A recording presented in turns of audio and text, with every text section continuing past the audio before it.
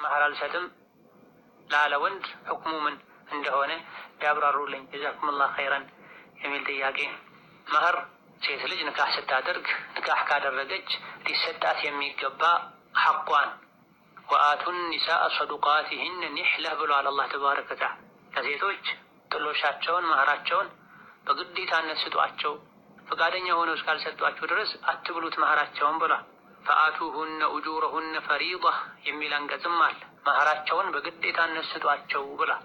ያለ መህር ኒካህም የለም። መህር የሌለበት ኒካህ የለም። በጊዜው ቀጥታ ካሽ ሊሰጥ ይችላል። ወደፊት ሚሰጥ ሊባል ይችላል።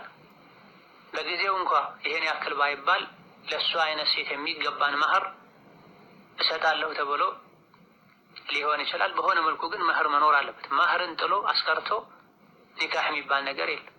መህር ላልሰጥ ብሎ ከመነየት ጋር ጋብቻ ውስጥ የገባ ዝሙት ውስጥ እንደገባ ነው የሚቆጠር። በአፉ እንኳ እሰጣለሁ ቢል በልቡ አልሰጥም ካለ በዚህ መልኩ ኒካህ ያሰራት ሴት ለሱ ሐላል አትሆን። ከምንም በላይ ልትከፍሉት የሚገባ ገንዘብ ቢኖር ለእናንተ ሐራም የነበረን የሴት ልጅ ማህፀን ሐላል እንዲሆን ያደረጋችሁበት ገንዘብ ነው ብሏል ነቢያችን ሰለላሁ ዐለይሂ ወሰለም። የተለያየ እኛ ላይ መክፈሉ ግዴታ የሚሆን የንብረት የገንዘብ አይነት ሊኖር ይችላል። ከምንም በላይ መክፈሉ ግዴታ የሚሆን ሐራም የነበረን የሴት ልጅ ማህፀን ሐላል እንዲሆን ያደረጉበት የጥሎሽ የመህር ገንዘብ። ወንዶች አላህን ሊፈሩ ለዲናቸው ሊጠነቀቁ ይገባል።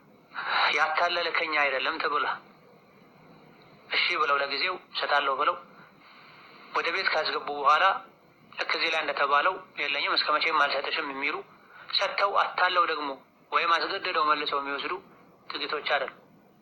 በዚህ መልኩ ሐቋ የሆነውን መህር አልሰጥም ካለ አብረው ሳይሆኑ በፊት ኒካህ ታስሮ ተራርገው የተወሰነ ጊዜ የሚቆዩ ተጋቢዎች ከሆኑ መህሬን